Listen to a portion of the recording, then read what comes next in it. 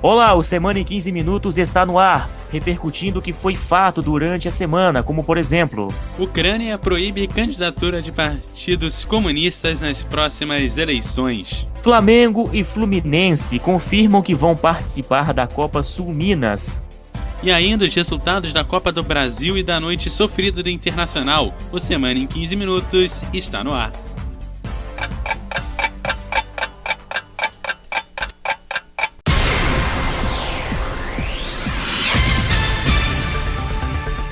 O chefe do Conselho de Segurança e Defesa da Ucrânia, Alexander Turchinov, anunciou na última sexta-feira que o governo da Ucrânia proibiu toda a atividade dos 3 partidos considerados comunistas do país e sua participação nos processos eleitorais. Em entrevista coletiva em Kiev, Turchinov acrescentou que o ministério atuou de acordo com a lei aprovada pela Rada Suprema Parlamento e que a proibição entra em vigor hoje mesmo. A decisão foi confirmada pelo ministro da Justiça, Pavel Petrenko, que detalhou que a proibição afeta o Partido Comunista da Ucrânia, o Partido Comunista Renovado e o Partido Comunista dos Trabalhadores e Camponeses da Ucrânia. Garoto, uma mini ditadura, Eduardo, foi implantada por lá, né, Eduardo? Ou talvez não, né, porque às vezes para discutir sobre política realmente tem que ser um programa de rádio muito mais extenso do que esse. Olha só, a União Internacional de Patinação, a ISO, como ela é mais conhecida na sua sigla em inglês, divulgou seu calendário oficial para a temporada 2015-2016 da patinação artística. Os principais eventos da temporada são os eventos que fazem parte do Grand Prix de patinação artística. O primeiro evento válido para o Grand Prix tem início no dia 23 de outubro, indo até o dia 25 do mesmo mês nos Estados Unidos. Quer saber? É o fim de semana do Enem. A segunda etapa terá início logo na semana seguinte, no dia 30 de outubro ocorrerá no Canadá. Exatamente, já que estamos falando de Enem, o Grand Prix também passará pela China, pela França, pela Rússia e pelo Japão, também conhecido como NHK para os fãs aí de patinação artística e de Grand Prix, que será o último evento classificatório para a grande final do Grand Prix em Barcelona, na Espanha, entre os dias 10 e 13 de dezembro. Se classificam para a final os 6 melhores de cada categoria, que são masculino, feminino e pares de danças. Para chegar nestes 6 melhores, os participantes vão somando pontos e o resultado dará os classificados. Em cada evento, os 8 primeiros das provas individuais e os 6 primeiros das provas de duplas, pares e danças somam pontos. E olha só, foi no dia 22 de julho de 1894, isso mesmo, 22 de julho de 1894, que ocorreu a primeira corrida de automóvel na França, organizada pela revista parisente Le Petit Journal entre Paris e Rouen. Um teste de confiabilidade para determinar o melhor desempenho. Na época foi chamada de Competição de Carros Sem Cavalos, em português. 69 carros começaram a corrida de 50 km que iria determinar os classificados para a prova principal de 127 km. Apenas 25 se classificaram. O conde Jules Albert de Dion foi o primeiro a chegar em Rouen no tempo de 6 horas e 48 minutos, numa velocidade média de, acredite se quiser, 19 km por hora. Contudo, sua vitória não foi contabilizada, já que seu carro continha um acessório proibido.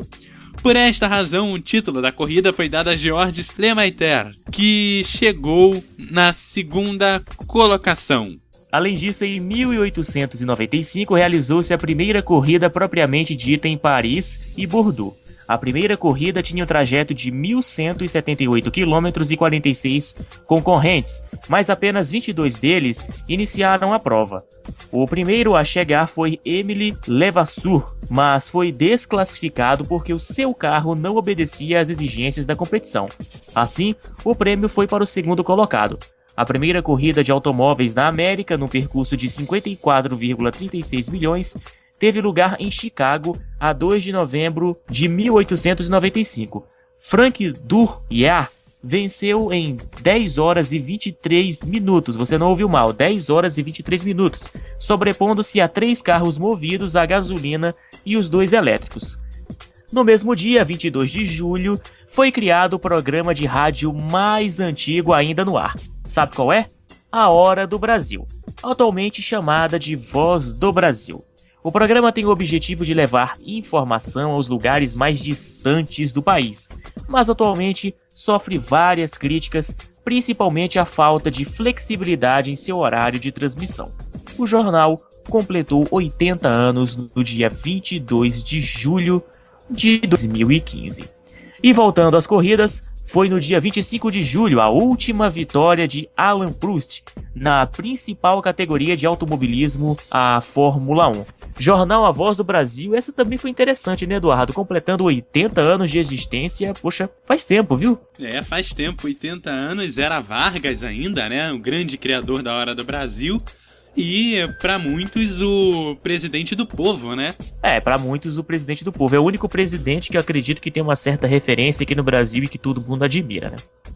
E falando em corrida, as duas primeiras corridas aí propriamente ditas não davam prêmio pro primeiro colocado, pro segundo, né? Chega até a ser uma piada esse tipo de coisa, viu? Mas um vice-campeão que leva o prêmio, né?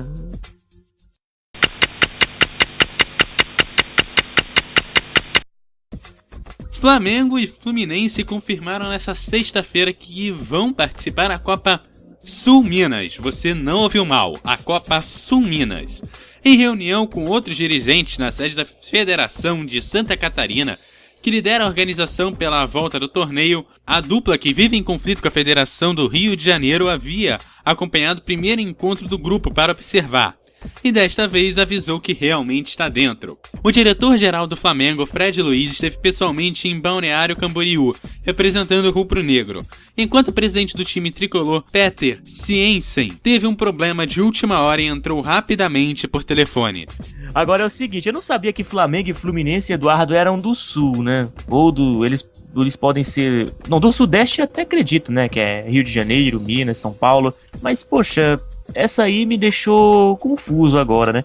Tudo isso por causa daquele bafafá todo, né? Envolvendo lá a Federação do Rio de Janeiro, né? E o Fluminense e o Flamengo que estão brigados, inclusive, com a Federação, né? Não sabia que existia esse tipo de coisa, né? Parece até comportamento de criança, né? De filho rebelde, sabe? Ah, mamãe, eu não gosto mais de você, por isso eu vou deixar você pra lá. Né, Eduardo? Não é esquisito isso? Voltando aqui ao assunto futebol, o Internacional foi a Monterrey encarar o Tigres pela semifinal da Taça Libertadores da América na última quarta-feira, e com uma atuação irreconhecível foi derrotado por 3-1 com o direito a gol contra de Jefferson e uma defesa brilhante do goleiro Alisson, pegando o pênalti do então ex-jogador e ídolo da torcida do Inter, Rafael Sobis. Aí a partida então ganhou mais ares de emoção, quando aos 43 minutos, Lisandro Lopes marcou o gol diminuindo a desvantagem. É o terceiro mexicano seguido na final da competição, repetindo o feito de Cruz Azul em 2011 e Chivas Guadalajara em 2012. Aliás, em 2010. O Tigres começa a decidir a Taça Libertadores na próxima quarta-feira, jogando em casa. O jogo final será em Buenos Aires. Que noite difícil, né, Eduardo, do Internacional, viu? Pelo incrível que pareça, pelo segundo ano seguido, o futebol brasileiro não vai decidir a Taça Libertadores da América. E, ironicamente, a Argentina vai decidir pela segunda vez seguida o torneio, né? Repetindo o mesmo feito do ano passado, que o San Lorenzo, time argentino, foi campeão da competição. E esse ano, de novo, vamos ter uma Argentina jogando a final de Libertadores. Eu acho que o futebol brasileiro tá mais do que na hora de rever os seus conceitos, não é mesmo, Eduardo? Pelo segundo ano seguido, o Brasil tá numa crise política. Pelo segundo ano seguido, a Argentina está indo à bancarrota. Pelo segundo ano consecutivo, o Brasil não consegue emplacar um time na Libertadores. Pelo segundo ano consecutivo, a Argentina emplaca um time na Libertadores. Parece que na política a gente vai na mesma situação, no futebol a gente diverge, até porque a gente tem que ter alguma diferença da Argentina. Isso é verdade. Então isso aí é bem alarmante, por sinal. A Federação Alemã de Futebol presenteou a ONG ASO, que ajudava crianças carentes da comunidade Parque Capoava, em Santo André, no ABC Paulista, com 270 exemplares de seu uniforme. No entanto, a mercadoria que está travada na alfândega brasileira desde novembro do ano passado, e a entidade está com dificuldades para conseguir retirar o equipamento junto à Receita Federal. A ASO é fruto de um projeto social que buscou utilizar o futebol como condutor de oportunidades para mais de 2.000 meninos, nos mais de 20 anos de atuação, segundo o site oficial da ONG.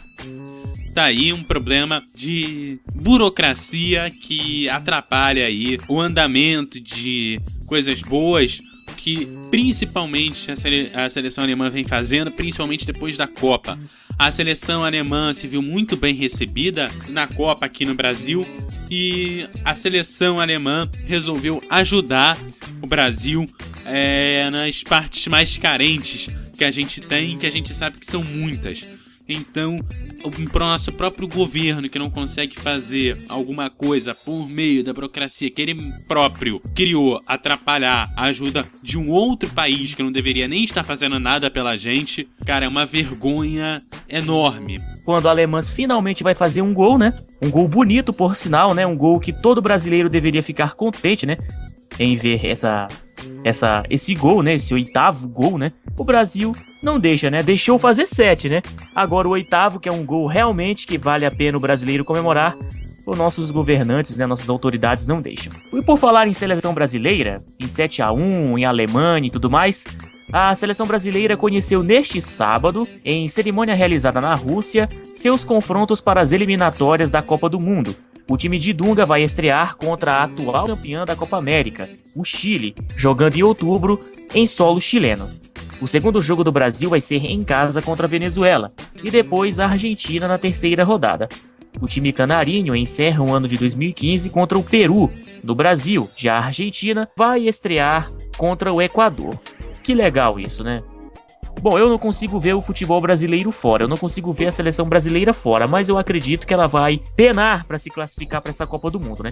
Se o Brasil, Eduardo, realmente ficar de fora da Copa do Mundo, aí realmente tem que jogar a toalha mesmo e dizer que o futebol brasileiro morreu. E tem uma coisa a mais, cara, depois de tomar 7-1, a gente ficar de fora da nossa primeira Copa do Mundo, que vergonha vai ser pro nosso futebol tomar 2 goleadas, uma do lado da outra. Que legal isso, principalmente depois de uma Copa América medíocre, né? Não é verdade?